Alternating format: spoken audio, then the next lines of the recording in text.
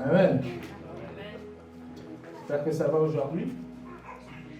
Nous sommes un nouveau jour. Non, parce qu'on a enregistré. Allez, ça fait plaisir de voir tout le monde ici. Nous allons continuer notre partage sur le pardon. Comme on a dit auparavant, quand on a commencé cet enseignement, c'était initialement basé sur Matthieu 6, la prière de notre Père, qui est aux cieux, que ton nom soit sanctifié, que ton règne vienne, que ta volonté soit faite sur la terre, comme aux cieux, dans les cieux. Donne-nous aujourd'hui notre pain de ce jour. Mais pardonne-nous nos offenses, comme nous pardonnons aussi à ceux qui nous ont offensés. Amen. C'est-à-dire que notre Dieu veut que toi tu pardonnes avant qu'il te pardonne. Amen. Chose requise, très importante. C'est obligatoire de suivre les choses de Dieu telles qu'elles sont. Parce qu'avant, on se plaisait à seulement dire « Oh Seigneur, je te demande pardon, pardonne-moi pour ceci, pardonne-moi pour cela, ta. » Mais non, notre Père nous dit « Non, pour que lui, il te pardonne, il faut que toi, tu pardonnes d'abord. » Amen. Ah. C'est la musique qui fait dormir. Hein? Allez. Et puis dans Marc 11, je cherche ça rapidement. Marc 11, verset 25. Marc 11, verset 25. Il y a Christ qui dit une chose assez importante. Il dit, quand vous êtes debout pour prier, pardonnez à ceux qui vous ont fait du mal. Alors, quand il dit alors, c'est-à-dire le résultat de cela, c'est quoi? C'est que votre Père qui est dans les cieux vous pardonnera aussi vos offenses. Donc vous ne pouvez pas prétendre que, nous ne pouvons pas prétendre que toutes les fois que dès que je vais chez le Seigneur, lui demander quelque chose, lui demander pardon, confesser mes péchés, et puis lui aussi va être là carrément, c'est ok, je te pardonne comme ça. Mais non, la parole nous dit qu'il met une condition pour que tu reçoives le pardon également. La condition c'est quoi? Toi, tu pardonnes premièrement.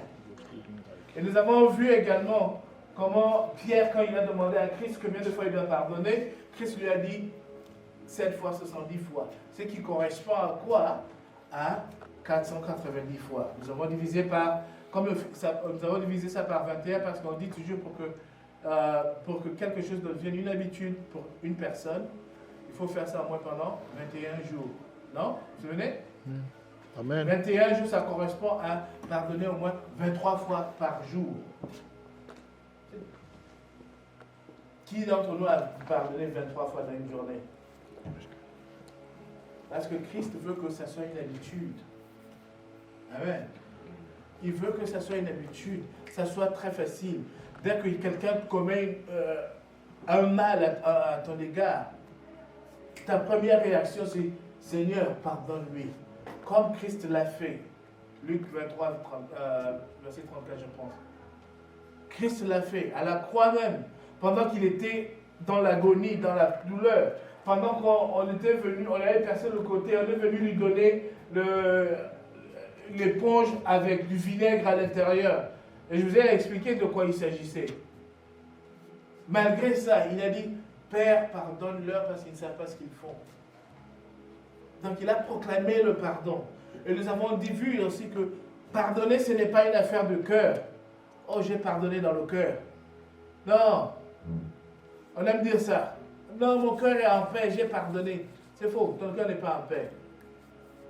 Dieu a créé toutes choses avec quoi? Amen.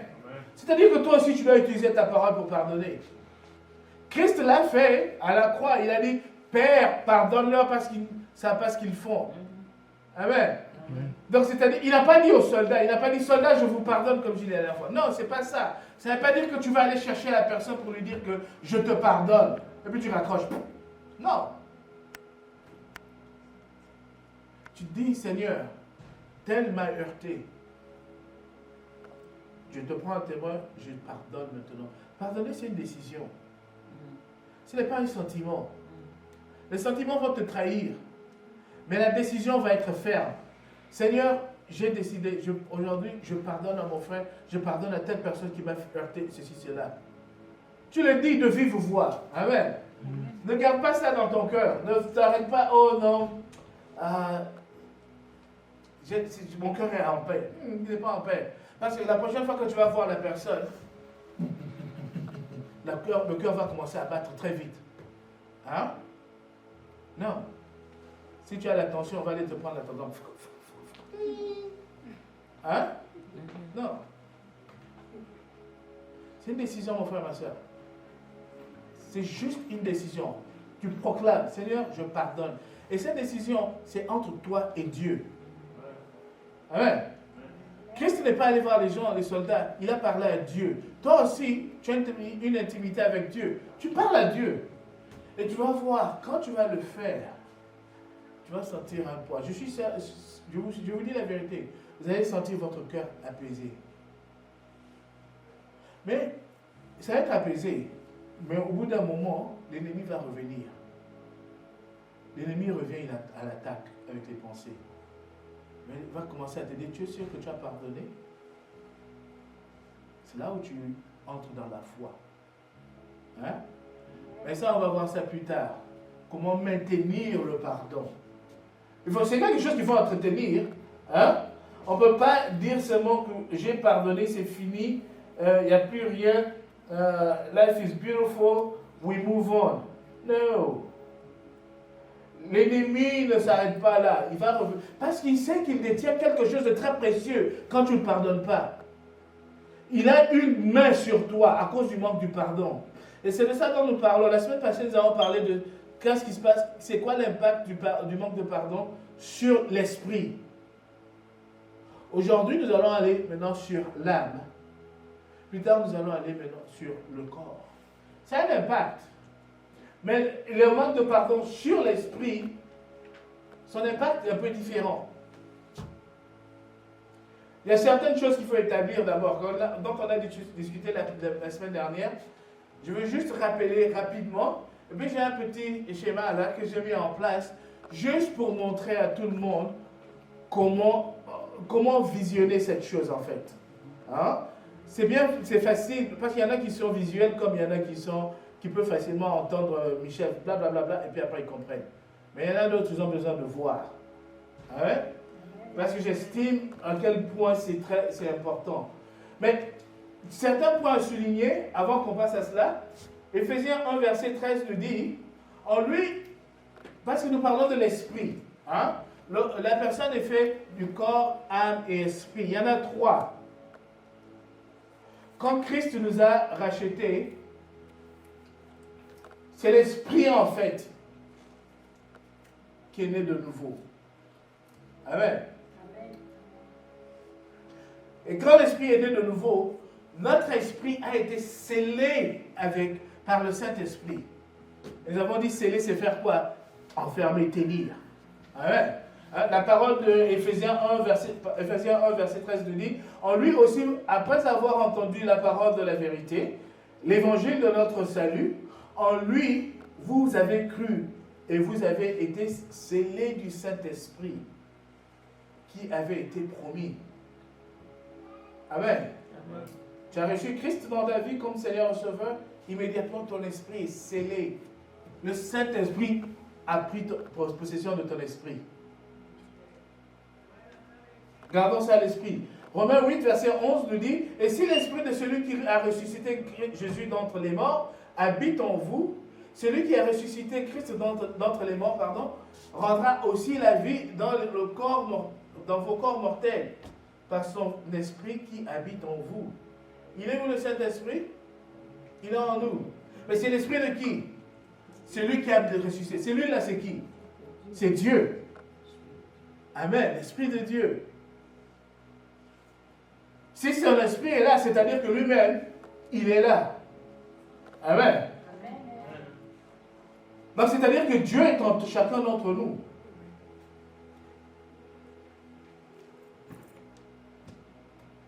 Mais le Saint-Esprit ne se limite pas seulement à vivre ensemble avec notre esprit. Hein? Ils ne sont pas des roommates. Non. Ils ne sont pas des roommates. Pourquoi? Quand on va dans 1 Corinthiens 6, que quelqu'un nous lit ça. 1 Corinthiens 6, verset 17. 1 Corinthiens 6, verset 17.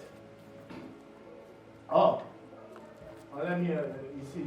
J'oublie qu'on a le projecteur ici. C'est une bonne chose. Bon, vas-y mon frère, parce qu'il faut que ça soit proclamé de vive voix. Vas-y. Mais celui qui s'attache au Seigneur est avec lui un seul esprit.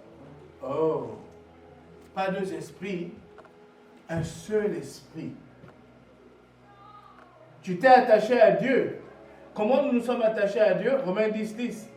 Seigneur, viens dans ma vie. Vous avez d'abord cru et Seigneur, viens dans ma vie. Amen. Il est venu dans ta vie. Tu l'as reçu dans ta vie comme ton Seigneur et Sauveur. Amen. Mais il ne faut pas que ça s'arrête seulement à lui être Sauveur. Parce que mon frère Sédiki a dit quelque chose de très important hier en ligne. Il a dit une chose, pour ceux qui étaient là présents. Il a dit qu'il y en a pour qui Jésus est juste le Sauveur. Mais il n'est pas leur Seigneur. Grosse différence. Amen. Jésus doit être ton Seigneur et ton Sauveur. Les deux. Beaucoup d'entre nous les chrétiens, nous le gardons à juste Sauveur parce que je sais que quand je meurs, je vais au ciel. C'est pourquoi nous prenons beaucoup de décisions sans lui. C'est pourquoi nous faisons beaucoup de choses sans le consulter. Et on s'étonne que ça ne marche pas. Hein? Non, mon frère, ma soeur. Seigneur et Sauveur. Mon Seigneur et mon Sauveur. Donc, 1 Corinthiens 6, 17, comme ça dit, mais celui qui s'attache au Seigneur est un seul esprit, pardon, qui s'attache au Seigneur et avec lui un seul esprit. Donc, c'est-à-dire quoi? Il n'y en a pas deux. Ton esprit et l'esprit de Dieu sont devenus un. Mais si toi, tu as l'esprit de Dieu en toi, c'est-à-dire que tu es qui? Pardon? Tu es esprit. Mais tu es quel esprit? Tu es l'esprit de Dieu. C'est ça ta nouvelle nature. Ta nouvelle identité. Amen. Quand nous parlons d'être justifié, c'est en fait ton esprit. Dieu est venu, il a pris possession de ton esprit. Et il a fait en sorte que ton esprit et son esprit, vous deveniez un seul. There was a merger, si on peut dire ça. Hein? Deux compagnies qui se mettent ensemble deviennent juste une compagnie. Mais si je dis, vous êtes ton esprit et l'esprit de Dieu, et Dieu est esprit. Donc c'est-à-dire que tu es Dieu également. Hein? Tu es Dieu toi-même. Satan s'assure que tu ne saches pas ça. Il fait tout pour que tu ne sois pas au courant de ta nature. Vous savez quand on dit il a mis toutes ses bénédictions en Christ Jésus? Amen? Amen. Mais c'est où ces bénédictions? C'est dans ton esprit. C'est-à-dire que c'est en toi là maintenant. Dieu ne va pas venir en toi, habiter en toi les mains vides. Hein? Donc la guérison, l'argent, tout ce dont tu as besoin, c'est déjà en toi. Mais l'ennemi s'assure que tu ne saches pas. Il s'assure que tu ne sois pas au courant de cela. Comme ça, il peut continuer à te malmener. Comme ça, il peut t'amener à toujours à poser plein de questions, pleurer devant Dieu. Oh Seigneur, donne-moi ceci, donne-moi cela. Mais c'est déjà là en toi. Il a déjà mis en toi. Pourquoi? Parce que c'est lui-même qui est là en toi. Et si lui-même il est là en toi, il est là avec toutes les bénédictions dont tu as besoin. Parce qu'il est un avec toi. Comme j'ai dit l'autre jour, mon frère qui est décédé, il disait, Ils avaient dit ça, tu te souviens? Je vois Dieu dans chaque personne. Il avait dit ça. Christian. Je vois Dieu dans chaque personne. Je n'avais pas compris en ce temps-là. Mais aujourd'hui, je sais de quoi il parlait. Amen. À la croix, c'est ton esprit qui a été justifié. Pas ton âme, pas ton esprit. Hein? Parce que quand tu es né de nouveau, c'est ton âme qui a une nouvelle naissance. Pardon, ton esprit qui a une nouvelle naissance. Mais ton âme et ton corps, ça continue toujours. Hein? Ça continue à faire les mêmes affaires, les mêmes pensées, les mêmes rigolades, les mêmes blagues. Ça continue toujours. Les mêmes raisonnements continuent toujours. Mais c'est ton esprit qui est nouveau maintenant. Amen. C'est-à-dire sur les trois, Dieu a pris le plus essentiel, l'esprit. Parce qu'à partir de l'esprit, il peut recréer une âme, il peut recréer un corps. C'est pourquoi il nous parle d'un nouveau corps que nous aurons quand nous serons au ciel. Amen. Dieu a besoin seulement d'une semence. Il n'a pas besoin d'un grand arbre. Qui a vu le baobab? Tu as déjà vu un baobab? Moi, j'ai vu ça la semaine dernière. Sur un show là. Oh my God, c'est grand. C'est grand et c'est costaud. Mais ça vient d'un quoi? D'un grain. Amen. Donc Dieu a pris seulement l'esprit. Il garde. Parce qu'il sait qu'il va te multiplier avec. Amen. Ton esprit est dans les mains de Dieu. Amen. Alors, 1 Jean 1, verset 7 nous dit, mais si nous marchons dans la lumière, comme il est lui-même dans la lumière, nous sommes continuellement en communion avec lui, Dieu. Le sang de Jésus, son Fils, nous purifie de tout péché. C'est-à-dire que, pour montrer que Dieu a pris notre esprit, il est en possession, et que notre esprit n'est pas souillé, c'est parce qu'il nous a purifiés. Et sa présence en nous purifie continuellement. Donc quand tu es en communion avec Dieu, tu es purifié. Dieu ne va pas se tenir avec les gens, avec le pécheur. Hein? La Bible le dit. Il ne se tient pas en compagnie des pécheurs.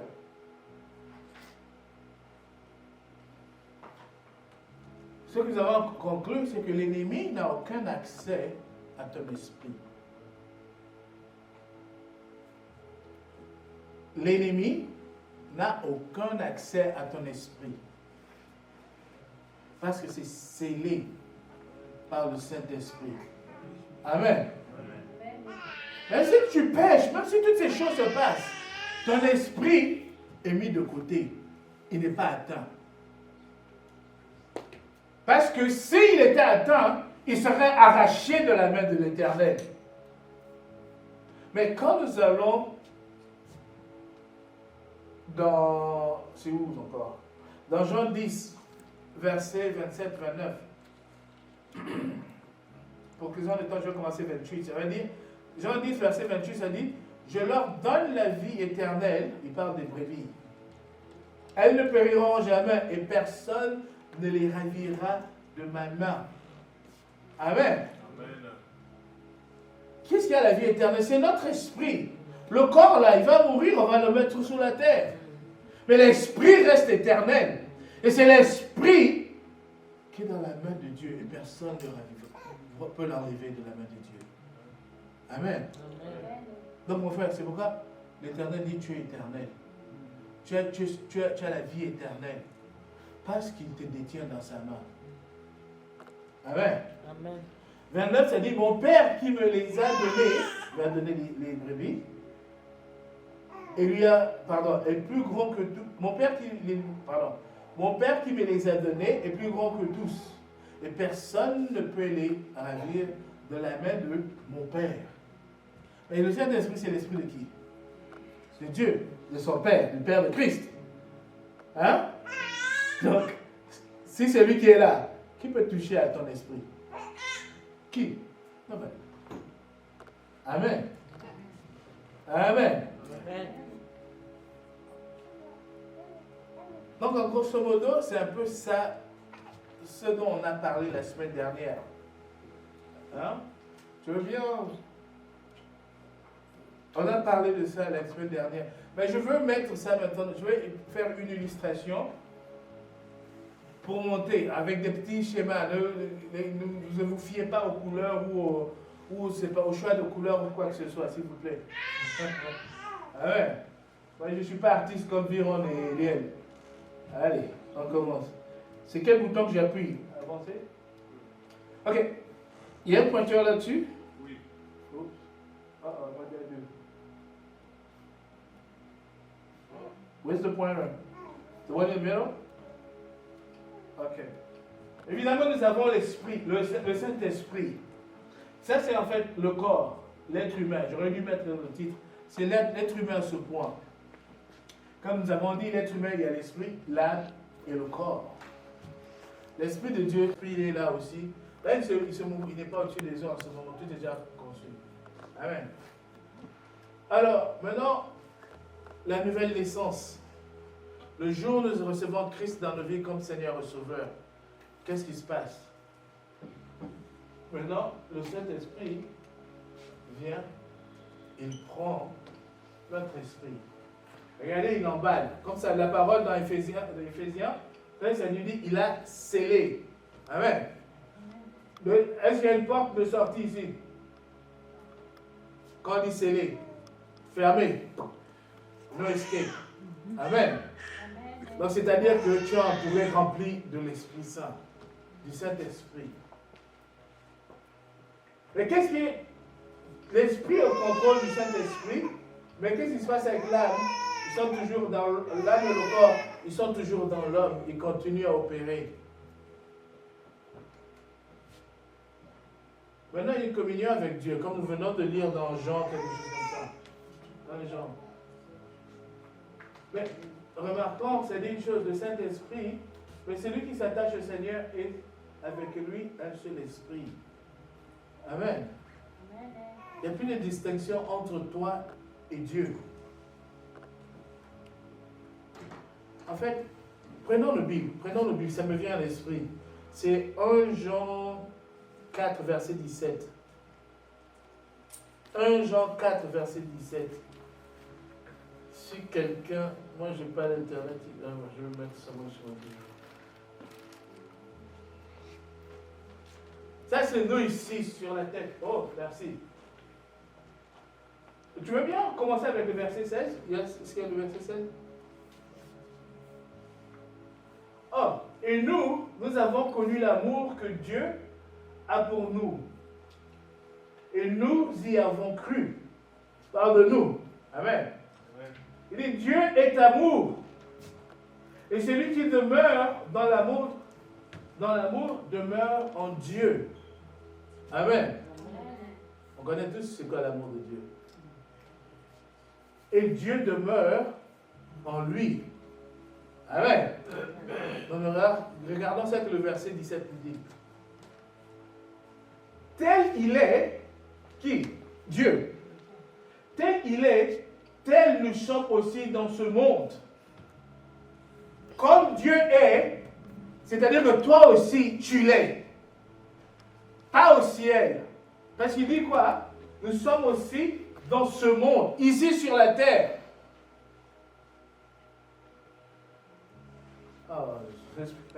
Amen. Alors, je ne sais pas si vous voyez ce qu'il est en train de dire. Il est en train de dire que Dieu est en toi et toi tu es en Dieu. Vous êtes un. Et toi tu es comme Dieu. Tel il est, tel nous sommes aussi dans ce monde. On va faire un enseignement là-dessus.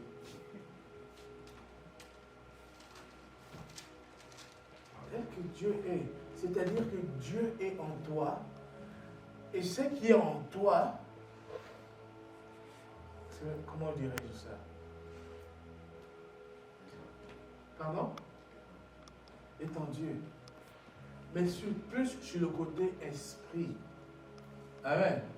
Pas l'âme, pas le corps, le côté esprit. Parce que ton esprit, souvenons-nous, est scellé. Et la nature de ton esprit, même sur la terre en ce moment, c'est la même nature que Dieu lui-même.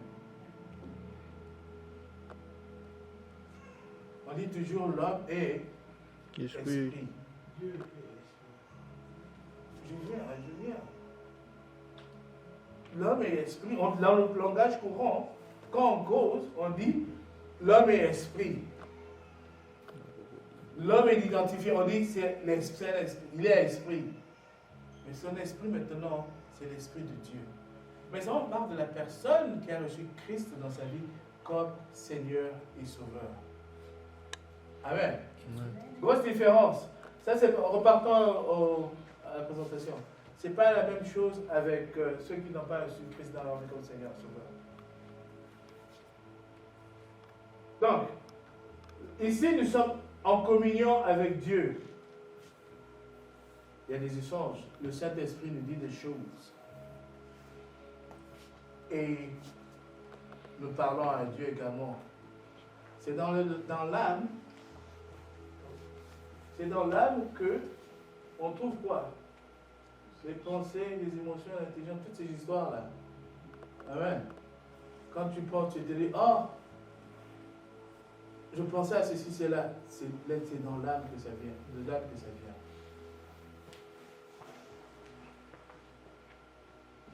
La partie rouge qui encercle l'homme ici, moi je prétendais que c'est une personne, hein? Je n'ai pas voulu mettre les jambes, les bras, les choses comme ça. La partie rouge, c'est en fait la parole de Dieu. Pour le chrétien, quand il a accepté Christ dans sa vie comme Seigneur et Sauveur, c'est la parole de Dieu. Comme dans Hébreu, je crois, 4, je crois que ça va être là-dessus. Hein? La parole est comme un couteau à double tranchant. Qui peut séparer quoi? L'esprit et l'âme. C'est-à-dire que ce tien-là, elle devient comme un filtre. On va voir ça tout à l'heure. Donc dans l'âme, c'est là où siègent les émotions, l'intelligence, les désirs, toutes ces choses-là. Quand Satan vient attaquer, il envoie les choses dans ton âme. Les pensées dont la parole nous dit de renverser les forteresses. Ça vient d'où?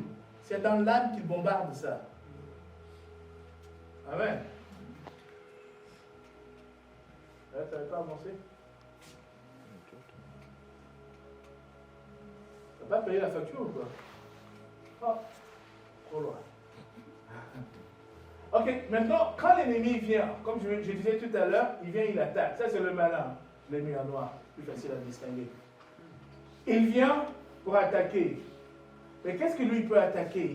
Il peut attaquer l'âme et le corps. Il y a deux choses qu'il peut attaquer seulement. L'âme et le corps. Il ne peut pas attaquer l'esprit. Parce que l'esprit, c'est Dieu.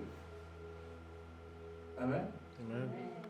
L'esprit, c'est Dieu. Jean 10, 29, mon Père qui me les a donnés est plus grand que tous, et personne ne peut les ravir de la main de mon Père. Amen. Ton esprit est scellé par le Saint-Esprit. Personne ne peut le sortir de là. Amen.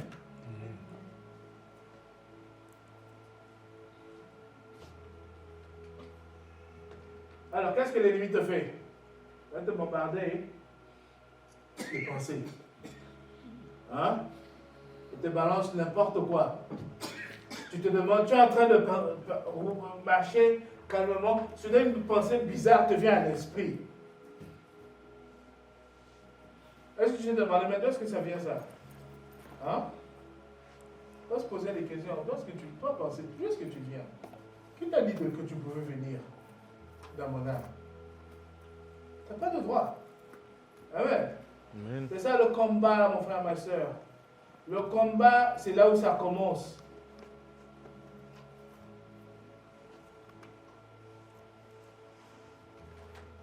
Il te balance la colère. Tu vois l'oiseau qui passe, qui atterrit sur le capot de ta voiture. Tu te fâches parce que tu viens de la nettoyer. Tu te mets en colère. Pourtant, il n'y a pas de quoi se fâcher même. L'oiseau, il ne sait même pas où il est. Il atterrit seulement. Mais lui, il suscite une colère en toi. Pour n'importe quelle situation. Notre Seigneur dit, quelqu'un que tu te mettes en colère, mais ne laisse pas le soleil se coucher sous ta colère. Amen. Amen. Mais l'ennemi va faire en sorte que cette colère dure. Il va faire en sorte que tu dormes. Et puis quand tu te réveilles, la colère est toujours là. Tu manges en colère. Tu bois de l'eau en colère. Tu fais tout en colère. Il faut que te rappeler des choses. C'est-à-dire que tu es sous attaque. L'attaque, ce n'est pas seulement les rêves qu'on fait la nuit. Ça, c'est en fait, moi, je trouve ça même comme des distractions. Ça, c'est même des choses pour t'amener à croire, avoir foi à quelque chose d'autre qui vient de Dieu pour te dérouter du chemin de l'Éternel.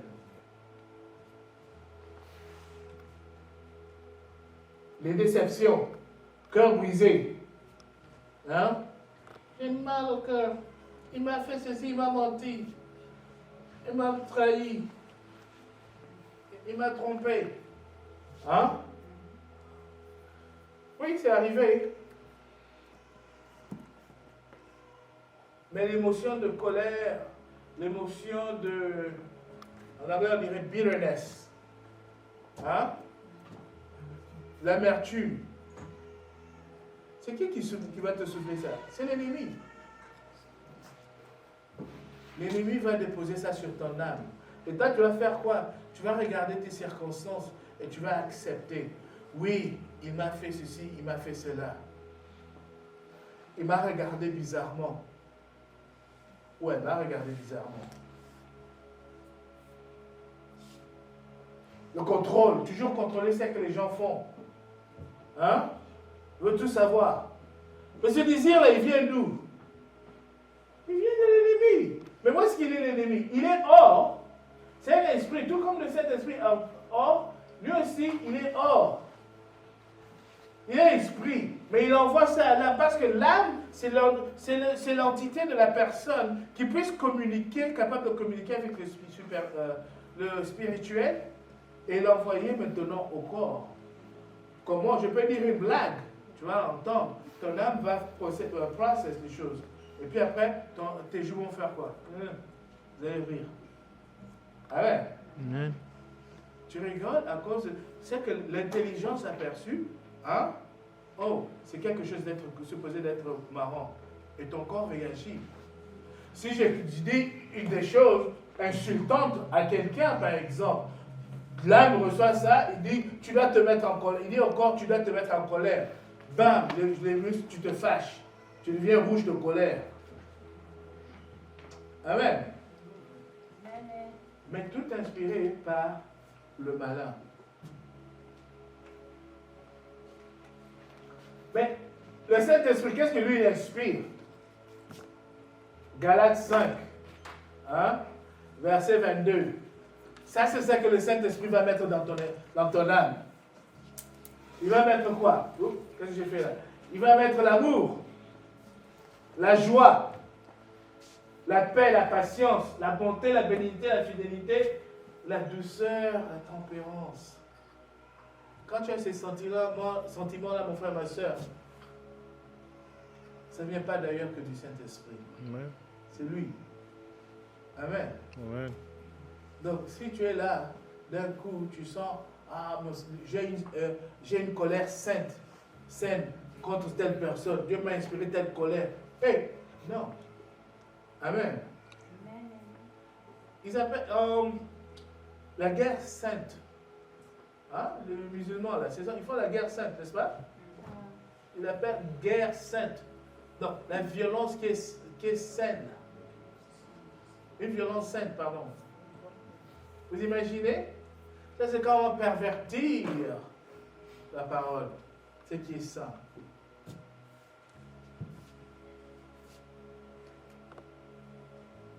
Par la grâce de Dieu, nous avons la parole qui est là. Pourquoi? Qu'est-ce qu'elle est en train de faire? Hébreux 4.12 dit, car la parole de Dieu est vivante, efficace, plus tranchante qu'une épée quelconque à deux tranchants. Faisons attention ici, pénétrant jusqu'à partager l'âme et l'esprit, jointure et moelle. Elle fait, qu'est-ce que j'ai fait là? Elle juge des sentiments et les pensées du cœur. Si elle est juge, c'est-à-dire que la parole devient comme un filtre. Amen. C'est-à-dire que les choses qui viennent du monde spirituel, quand le Saint-Esprit envoie quelque chose, la joie, toutes ces choses-là, la parole regarde, est-ce que c'est conforme à ce qui est dans la parole? Oui, pas, j'accepte. Amen. Mais ça, c'est quand tu as la parole de Dieu dans toi. Ça, c'est quand tu as lu la parole de Dieu, tu as évolué, tu grandis, tu passes du temps là-dedans. Amen. Plus de temps tu passes dans la parole, plus épaisse, le mur ici devient, le filtre devient plus épais. C'est-à-dire que l'ennemi aura du mal à pénétrer. Parce qu'il va t'envoyer des choses, la parole va regarder et dire, oh non, ça ne matche pas. Ça ne peut pas entrer. Je rejette. Vous avez déjà eu ça? Vous avez déjà sûrement eu des pensées, un moment, une pensée bizarre qui te vient contre l'autre. Vous dites, non, je n'accepte pas ça. Hein? Ça vous est arrivé, non? C'est la parole qui est en garde. C'est la parole qui est au travail. Elle est juge. Juge, c'est-à-dire quoi? Elle choisit ce qui est bon et mauvais. Ce qui est mauvais, elle rejette. Elle permet ce qui est bon d'entrer. Mais faites attention, l'ennemi est malin parce que, qu'est-ce qu'il va faire? Vous savez quand on dit, il se déguise en ange de lumière? Vous connaissez ce passage, non? Amen. Il va essayer d'imiter la parole de Dieu également. C'est qui nous prouve ça. Regardez ce qu'il a fait avec Christ dans le désert. Il a utilisé quoi? La parole. Mais il a mal utilisé. Comme nous souvent. Oh, je puis tout par celui qui me fortifie. Oui. Est-ce que tu l'as demandé? Avant d'aller faire on dit toujours, avant de faire quelque chose, demande à Dieu. Tu ne demandes pas à Dieu. Tu commences à faire ton business. Mais là, ça commence à être dardard. Puis tu commences à proclamer, je puis tout par celui qui me fortifie. Wow.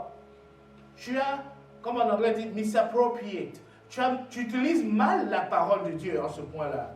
Et c'est ça que l'ennemi était en train de faire avec Christ. Pourtant, c'était la parole de Dieu, mais il ne l'utilisait pas correctement. Amen. J'espère que ça make sense to everybody. Amen. J'espère qu'on comprend mieux ce qui se passe. Mais le plus important, c'est celui-là. Notre esprit est scellé par le Saint-Esprit. Ce qui est de Dieu est en toi.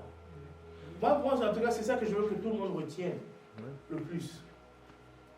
Ce qui est de Dieu est en toi. Ça me vient à l'esprit. Avant, on disait, pourquoi on dit Dieu est en nous? Je me souviens, quand on était à Dundas, on disait, oh, il faut prier, il faut faire ça de manière à ce que nos prières ne soient pas bloquées au plafond. Vous vous souvenez de ça? Hein? Vous vous souvenez de ça? Donc quand je prie, donc ça doit monter comme, enfin peut-être on se référait à Jacob et les anges qui montaient et descendaient. Mais c'est l'ange qui monte, ce n'est pas la prière d'homme qui monte. Mais Dieu, il est où? Mais ça, c'était avant que Dieu ne soit en nous.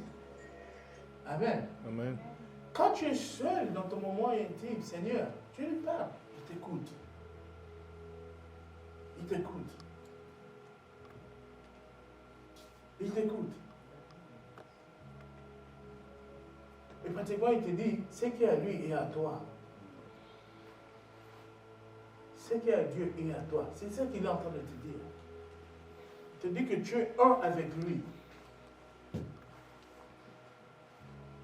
Amen. Mais ça ne veut pas dire que vous allez aller dans la rue et dire, hey, moi je suis Dieu. Là, mais il faut réaliser ça, mon frère, ma soeur. Amen. Parce que quand tu réalises, quand ça devient réel pour toi, qu'est-ce qui se passe? Tu commences à marcher selon ce à quoi tu as droit. Tu ne vas pas demander, tu ne vas pas comment on dit beg, supplier. Oh Seigneur, je t'en supplie, donne-moi ceci, donne-moi. Non. Je crois que c'est Hébreux 4,16. Nous venons avec confiance dans la présence de notre Dieu, n'est-ce pas? Ceux qui viennent avec hésitation,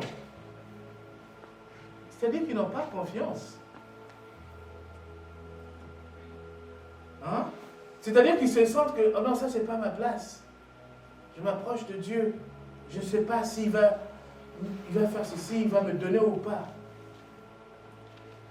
Mais il te dit, comme l'enfant prodigue, quand il est parti, il est revenu, l'enfant prodigue, il dit, oh donne-moi même un petit travail, ce soir, comme ça, parce qu'il hésitait. Mais le père a dit quoi? Mais non, mon fils, tout ce qui est ici est à toi. Il te dit aussi, tout ce qui est ici est à toi. Amen. Amen. Amen. Tout ce qui est dans le Père est à toi, mon frère, ma soeur. Tout ce qui est dans le Père est à toi. Et ta nature n'est pas nous pauvres pécheurs. Tu n'es pas pécheur. Amen. Tu es justifié de Dieu par Jésus-Christ. C'est ça ta nature. Mais, comme je dis, l'ennemi travaille très fort pour s'assurer que tu ne saches pas ça. Pour s'assurer que tu demandes toujours, oh Seigneur, puis quand il faut confesser les péchés, oh mon pauvre pécheur, j'ai fait ceci, j'ai fait cela, comme toi, choses comme ça. Je ne suis pas attendu qu'il ne faut pas confesser le péché, il faut confesser le péché. Parce que le péché c'est dans l'âme maintenant, et le corps. C'est là où ça se manifeste. Nous allons passer maintenant à l'impact du manque de pardon sur l'âme. Parce que là-bas, ça devient grave. C'est là le théâtre des hostilités. Vous vous souvenez de 2 Corinthiens 10? Verset 5? Qui peut nous lire ça? Mon frère, tu peux nous envoyer ça? 2 Corinthiens 10, verset 5?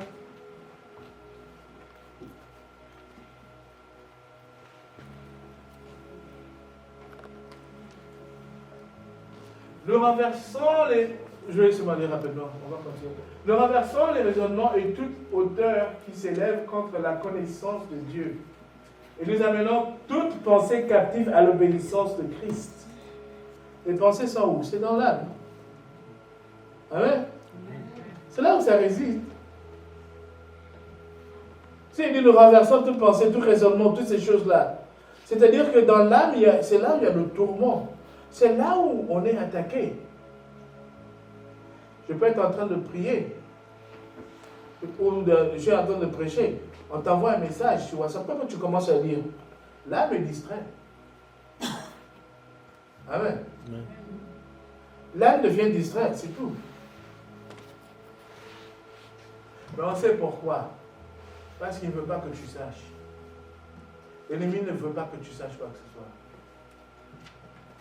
Pour te maintenir, pour que tu continues à croire que, ah non, tu n'as pas cette place auprès de Dieu. Hébreux 11, verset 6 te dit quoi? Sans la foi, il est impossible de plaire à Dieu. S'il peut éliminer ta foi, il t'a eu. Même le secours que tu vas appeler de Dieu ne va pas venir parce qu'il n'y a pas la foi. Tu ne plais pas à Dieu. On continue. Donc, l'âme, c'est le siège des pensées, des émotions, de l'intelligence, du raisonnement. Amen. C'est pourquoi on va voir, il y a beaucoup de problèmes mentaux. Hein, les gens, mentalement. C'est là où les problèmes là sont là-dedans. Mais ils ne sont pas résolus avec des médicaments. Hein, les gens, vous allez remarquer, les gens qui ont des problèmes mentaux, c'est parce qu'ils croient la vie. Pour ceux qui connaissent quelqu'un, les problèmes mentaux, c'est généralement à vie. Le médicament ne va rien faire. Tout ce que le médicament va faire, c'est va calmer les symptômes. Hein? C'est comme un sédatif. Ah. C'est comme l'autre jour, j'ai vu un monsieur qui disait, il disait, le système de santé canadien, c'était une blague évidemment, c'est un comédien, mais il disait le système de santé canadien, il force ton système immunitaire à être très fort. Pourquoi? Parce que quand tu vas à l'hôpital, tout ce qu'on te dit c'est prends le Tylenol. C'est tout. Prends toujours le Tylenol. Et ton corps va faire le reste. Amen. Enfin.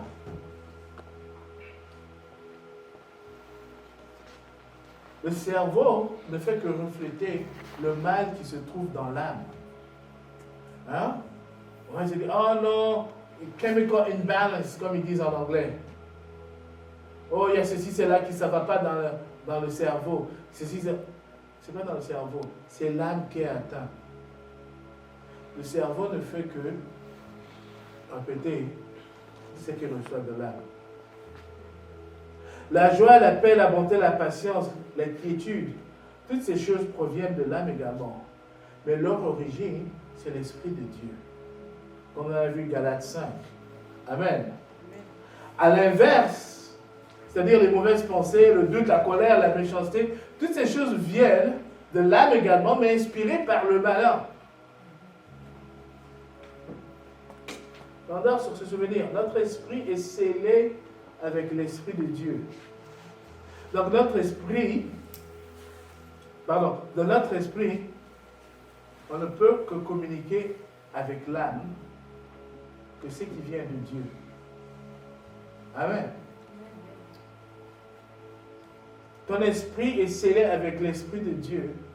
Donc ce qui peut découler de ton esprit ne peut que venir de ce que Dieu dit.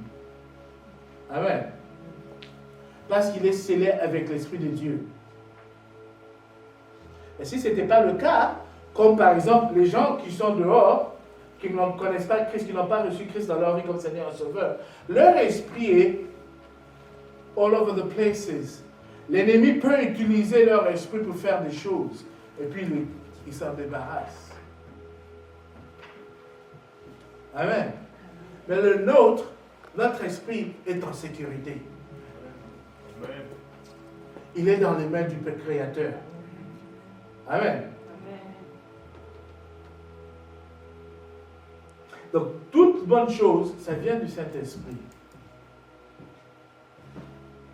Et sa présence également te permet de discerner ce qui vient de Dieu ou pas, à travers la parole, évidemment.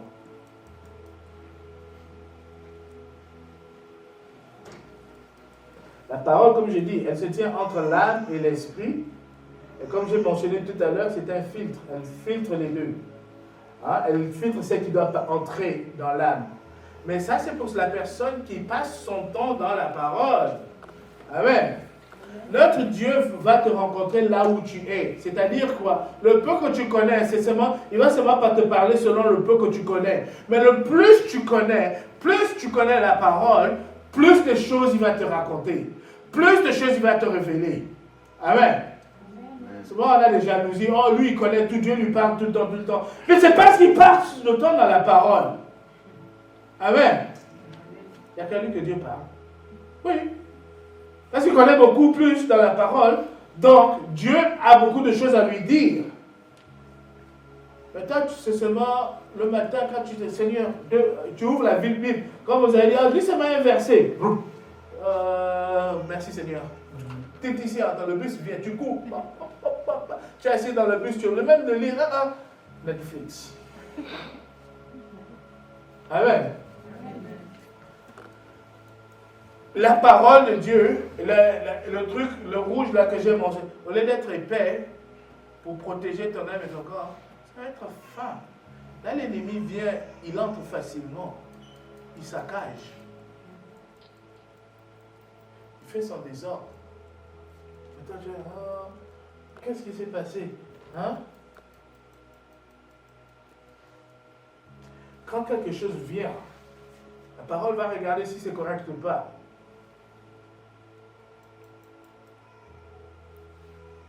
Mais si ce n'est pas correct, elle va sonner l'alarme. Elle te dit, non, fais attention. Et le Saint-Esprit, je dirais, la parole, qui est esprit? Amen. Et la parole de Dieu est inspirée par qui? Par qui? La parole de Dieu. Qui a inspiré la parole de Dieu? Amen. D'accord. Il faut réveiller chez l'homme. Non. Amen.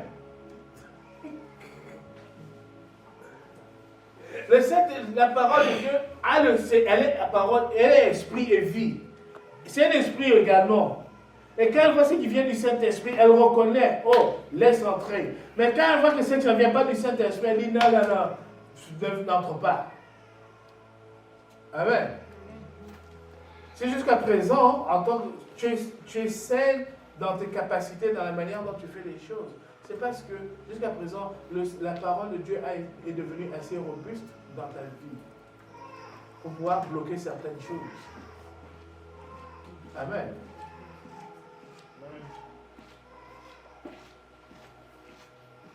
Le malin, quand il attaque les chrétiens, c'est dans la parole, surtout les chrétiens matures, il va aller plus dans la parole. Il va modifier certaines choses, comme on a dit tout à l'heure.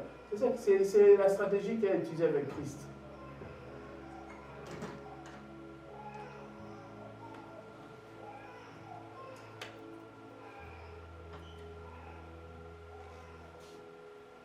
Mais tout ce qui se fait partie du fruit de l'esprit est communiqué à l'âme.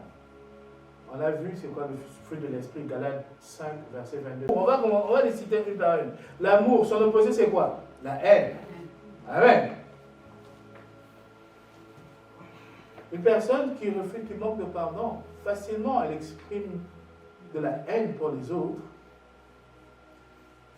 Et cette haine-là, elle a plusieurs formes. Elle va être, par exemple, elle va être toujours difficile. Elle va toujours être difficile à la personne, par exemple, envers qui elle a un problème. Hein? De plus en plus, dans son entourage, vous pouvez voir ça. Vous voyez, si quelqu'un, vous pouvez voir, si parmi vous, quelqu'un qui est toujours fâché contre l'autre, pas nécessairement fâché ouvertement, mais si tu remarques quelqu'un est toujours difficile avec toi, demande-toi qu'est-ce qui se passe.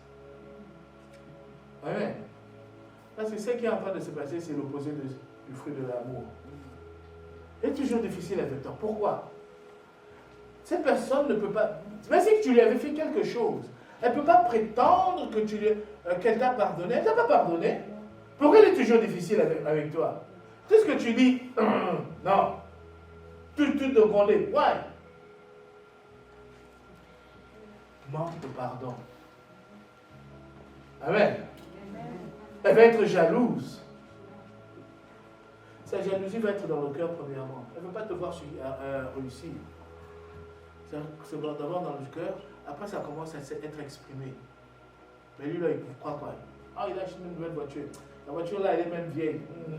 On a seulement... Mais ici, c'est cette année. Ah, d'abord, est-ce qu'il a eu l'argent? Il a sûrement volé l'argent quelque part. Mais il travaille, il a un très bon salaire. Ah, quel bon salaire. Tu es allé voir son travail? Vous avez déjà vu des gens qui sont sceptiques comme ça par rapport aux autres? Hein? Ils doutent de tout. Moi, quand j'étais plus jeune, il a quel âge? Il a 14 ans. Non, il a l'air vieux. Il a peut-être avoir sûrement 18-19 ans. Oh, comment tu sais? Toujours pour dénigrer. Toujours pour rapetir. Être difficile. Sans raison. Mais pourquoi? Parce qu'il y a un niveau de haine. Des cachets derrière ça.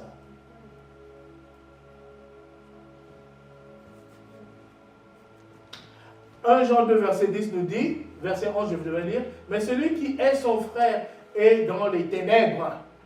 Il marche dans les ténèbres et il ne sait où il va parce que les ténèbres ont aveuglé ses yeux. Il ne voit que la colère.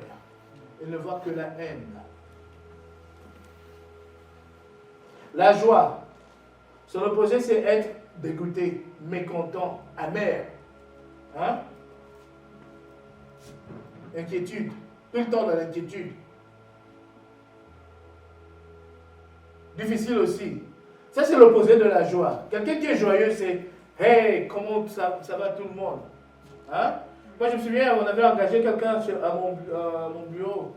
On a confié à un des trainers de s'en occuper. La personne est arrivée, toujours joyeuse. Pourtant, elle venait de commencer. Toujours en train de dire bonjour à tout le monde. « Hey, comment ça va? » Comme si vous y connaissiez depuis longtemps. Le trainer, elle n'aimait pas ça. Oui. Elle n'aimait pas ça. Alors maintenant, la chose drôle, c'est que le trainer, c'est une jeune fille blanche. Plus tard, elle m'appelle pour venir me raconter, se confier à moi pourquoi elle n'aime pas l'autre. Je dis, ok. Maintenant, comment dans ces confiages-là, du moment où elle est en train de se confier à moi, elle me raconte comment l'autre, parce qu'elle est noire, Elle ressemble aux filles qui vont venir dans le bureau. Elle dit, hein, elle ressemble à quelqu'un qui va venir au bureau et commencer à voler les choses au bureau. Je dis, oh, ça c'est une chose, premièrement. Oh, elle ressemble aussi aux filles qui vont me suivre quand je vais rentrer à la maison. Elle risque de me suivre à la maison pour me tabasser. Moi, j'ai entendu ça.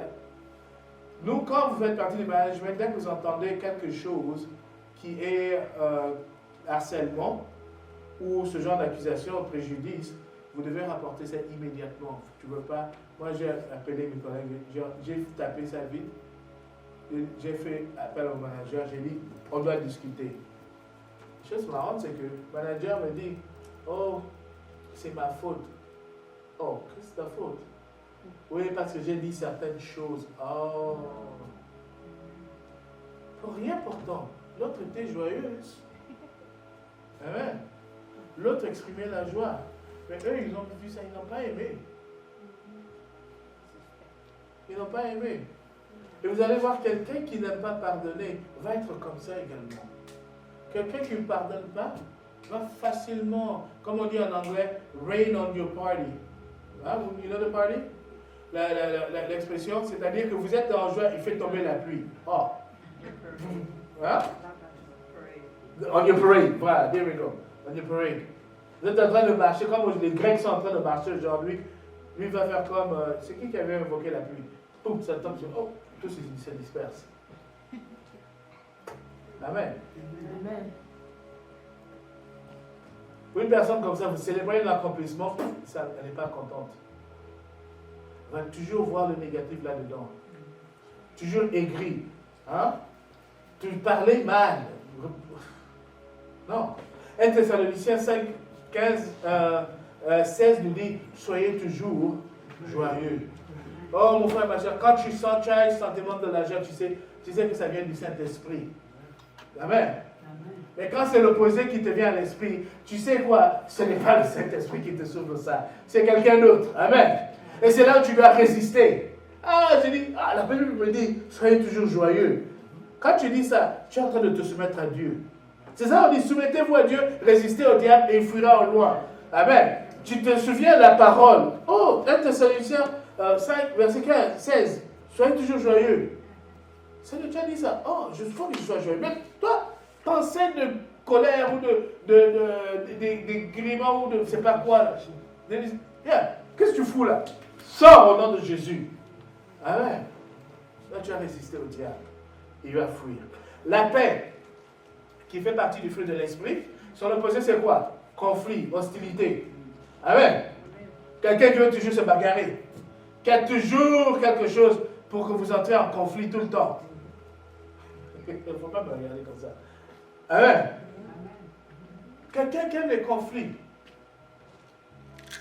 C'est quelqu'un. Elle va toujours chercher ces conflits, souvent avec la personne avec qui elle a une dent. Contre qui elle a une dent, pardon. C'est-à-dire contre qui elle est fâchée.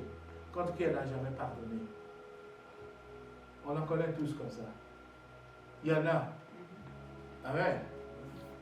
Au lieu de rechercher la paix, comme Romains 12, 18, il dit, si cela est possible, dans la mesure où cela dépend de vous, soyez en paix avec tous les hommes. Amen. Soyez en paix avec tous les hommes. Quelqu'un qui refuse le pardon, la personne contre qui elle refuse le pardon, il n'y aura jamais la paix. Hein? Mais le problème, c'est que elle va décider comme ça, mais elle n'oublie. Cette personne ne voit pas qu'elle est sous l'influence de l'ennemi. C'est ça le danger. C'est ça que je veux que nous. C'est la chose à laquelle je veux que nous fassions attention. Amen. Toutes les fois que tu sens quelque chose de bizarre comme ça, là, dis-toi, qu'est-ce qui m'influence? Amen. La patience. Son opposé, c'est quoi? Quelqu'un qui est irrité, impatient, l'agacement. Il est toujours agacé. N'importe quoi le dérange. Hein? Elle ne va jamais être patiente contre quelqu'un en qui elle ne veut pas pardonner. Amen. Vous devez partir à l'église. Il part. Non. Soyons patients. Vous savez combien Dieu est patient avec nous? Hein? Est-ce que vous avez déjà pris un moment de réaliser le niveau de patience que Dieu a à notre égard?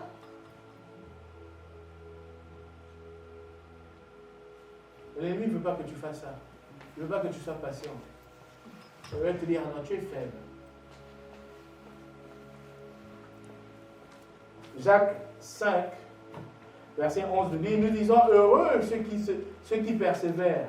Vous avez entendu parler de la persévérance de Jacob et vous avez vu la fin que le Seigneur lui a accordée. Pardon, de Job, pardon, pas de Jacob, de Job. La persévérance de Job, je dois dire. Vous avez vu la fin que le Seigneur lui a accordée, car le Seigneur est plein de tendresse et de compassion. Il a été patient. Job a été patient. Il était dans son problème. Il a été patient. Le Seigneur a agi. Amen. La bonté. Son opposé de la bonté, c'est quoi? Être cruel, la dureté, égoïsme, méchanceté, rigueur, rude. C'est ça l'opposé de la bonté. Quelqu'un qui est rude. En anglais, on dit rude. Méchant. Hein? Si tu ne pardonnes pas à quelqu'un, tu vas facilement être comme ça envers cette personne. Mais souviens-toi, quand tu es comme ça, c'est ton âme qui est sous attaque. Ce n'est pas l'autre, c'est toi qui es sous attaque. Parce que là, tu es en train de te laisser influencer par quelqu'un d'autre. Éphésiens 4, verset 32 dit, soyez bons les uns envers les autres, compatissants, vous pardonnant réciproquement, comme Dieu a pardonné en Christ. Dieu vous a pardonné en Christ. Amen. Amen. Soyez bons, mon frère, ma soeur. Soyez bons. La bienveillance, son opposé, c'est quoi? C'est l'agressivité, animosité, antipathie, arrogance, dureté, cruel, être cruel également. Vous avez un malentendu. Il peut être facilement résolu par un dialogue, disons, plus ou moins cordial. Mais une personne qui ne pardonne pas, elle va chercher à amplifier le problème. Hein? Oh non, ça ne va pas finir ici. On va aller, on va voir. Lui là, il va voir maintenant aujourd'hui. Vous comprenez ce genre de discours, non? Hein? Il croit qu'il m'a eu? Non. Mais là, tu n'as même rien dit. Je te demande pardon, ma soeur. Non, tu vas voir le pardon là, tu vas le garder. Tu vas faire. Amen. J'essaie d'imiter ça, mais ça marche pas. Amen. La foi. C'est quoi l'opposé de la foi? L'incrédulité, le scepticisme. Quelqu'un qui est sceptique. Tout le temps. Il faut avoir foi en Dieu. C'est requis. Obligatoire. Mais aie au moins confiance en tes frères et sœurs. Amen. C'est qui m'a dit qu'il va être ici à 2h30. Je vais avoir confiance qu'il va être là à 2h30. Je ne peux pas commencer à 2h25. Et lui là, il est encore en retard. Il est où? Mais non. D'abord, il n'est jamais en retard, ce gars-là. Ça, c'est un autre jour. Amen. La douceur. Son opposé, c'est quoi? Les gens colériques. La brutalité. Les gens durs, sauvages, violents. C'est ça l'opposé de la douceur.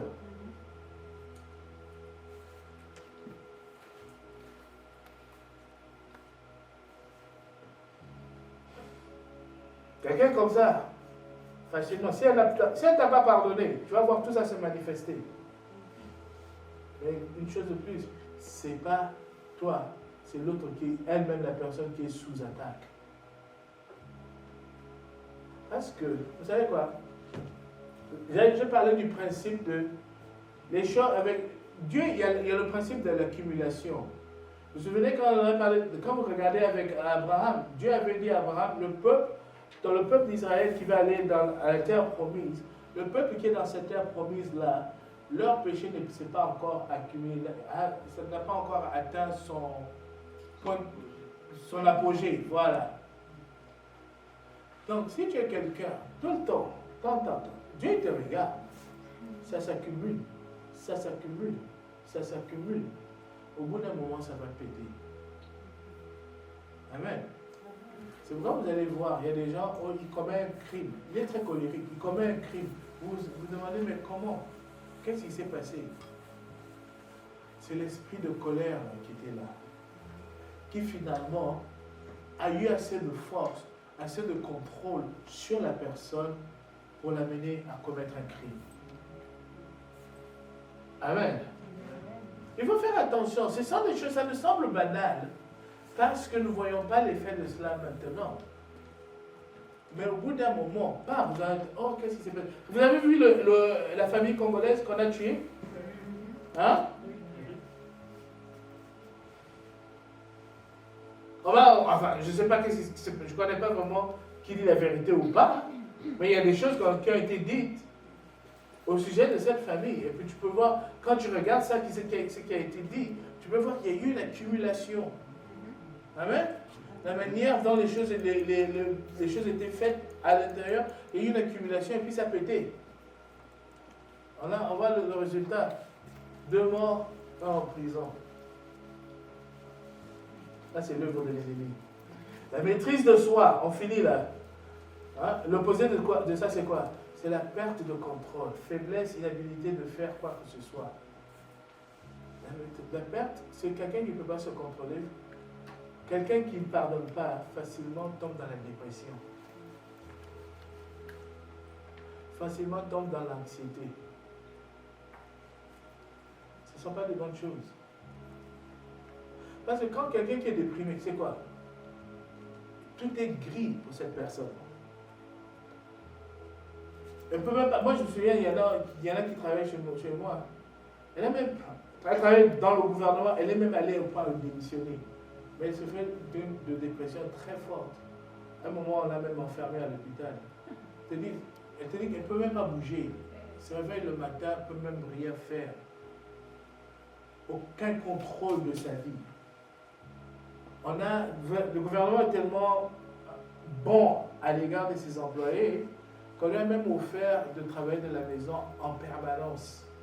On a retiré certaines tâches de ses responsabilités pour qu'elle soit capable de gérer tout ça. Mais malgré ça, un jour, un bon matin, et voilà ce que ces choses-là font. Ça, c'est Satan. Quand il accumule. Après, il te fait prendre des décisions bizarres. Qu'est-ce qu'elle fait? Elle démissionne. C'est quelqu'un dans sa quarantaine déjà. Elle démissionne. Ok. Oh, je vais aller prendre un boulot aux États-Unis. Ok. Elle m'a demandé de lui faire une lettre de référence. Je lui ai fait une lettre de référence pour qu'on lui donne le visa de travail aux États-Unis, au Texas, quelque chose comme ça. 2 semaines plus tard, elle est de retour au Canada. Oh, ça n'a pas marché. Mais elle a tout perdu. Elle a tout perdu.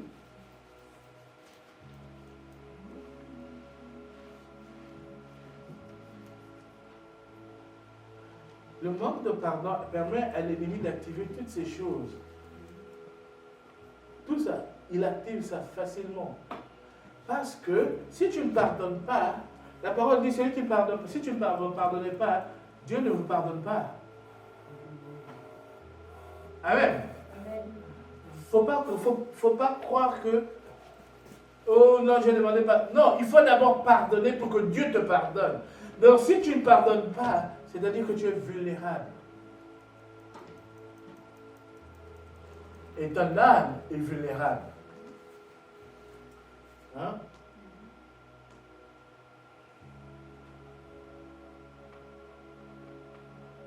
Quelqu'un qui ne pardonne pas va toujours être dans le passé.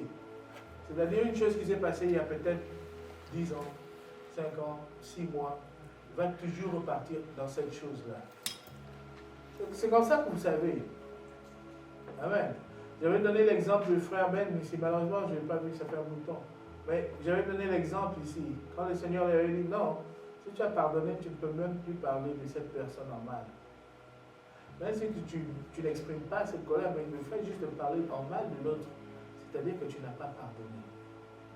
Il faut faire attention avec ça. Parce que le manque de pardon va te retrouver isolé, mon frère, ma soeur. Ça s'accumule petit à petit.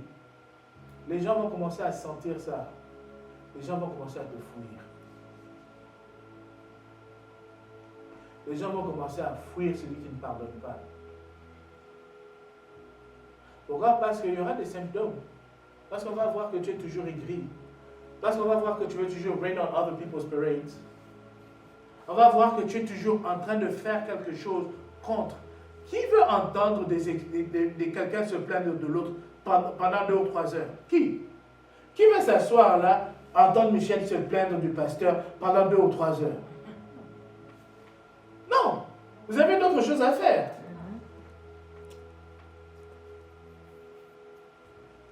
Le manque de pardon t'amène à l'isolation complète. Et ça a un impact également. Ça va te stresser.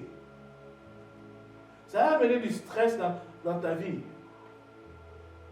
Quand tu vas voir quelqu'un, la personne, surtout si vous êtes voisin, aïe. Amen. Dieu ne nous a pas créés pour être stressés. Le corps là, ils ne sont pas faits pour être stressés, mon frère, ma soeur.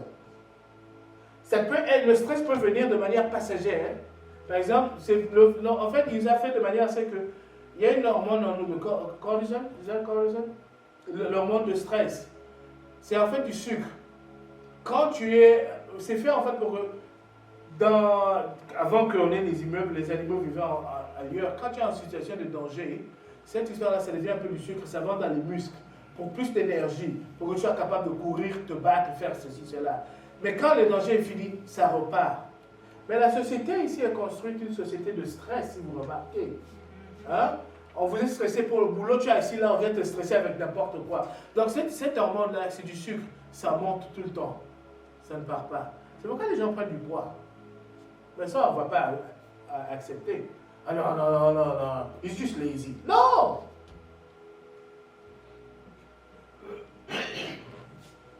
Les maladies bizarres. Manque de pardon va t'amener dans des situations où tu peux avoir facilement l'hypertension. Hein? Les gens qui ne pardonnent pas.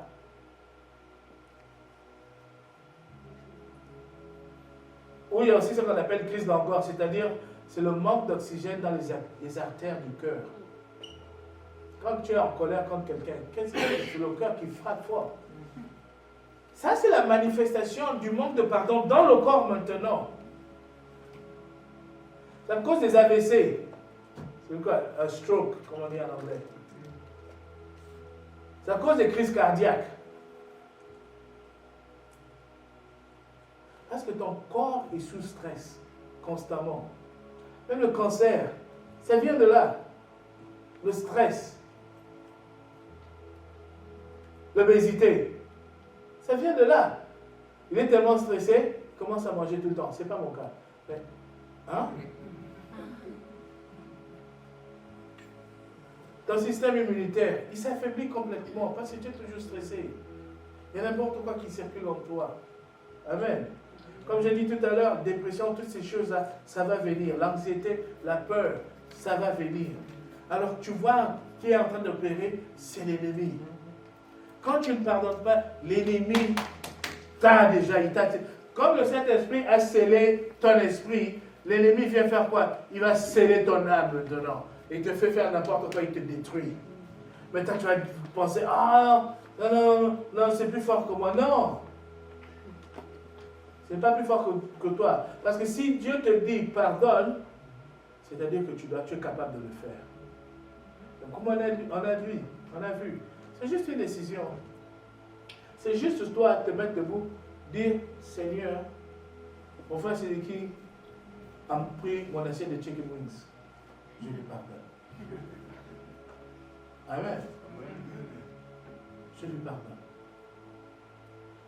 Vous allez voir, ça va faire une différence. Amen. Amen. Amen.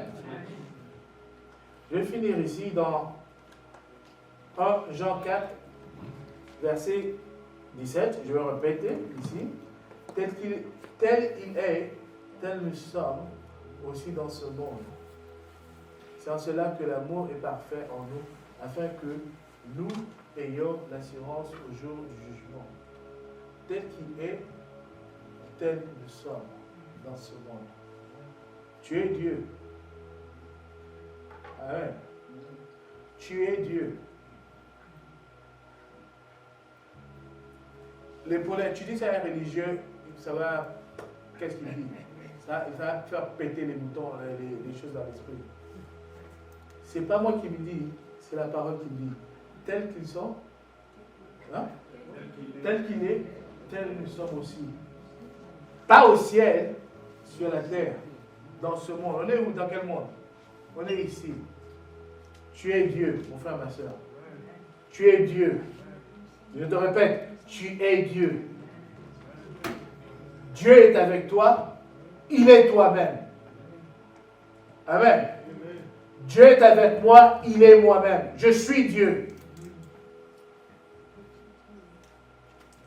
Et répète-le, mon frère, ma soeur. Je suis Dieu. Répète une fois de plus. Répète. Je suis Dieu. Je suis Dieu. Tu proclames ta place, mon frère, ma soeur. Je suis Dieu. Il est là.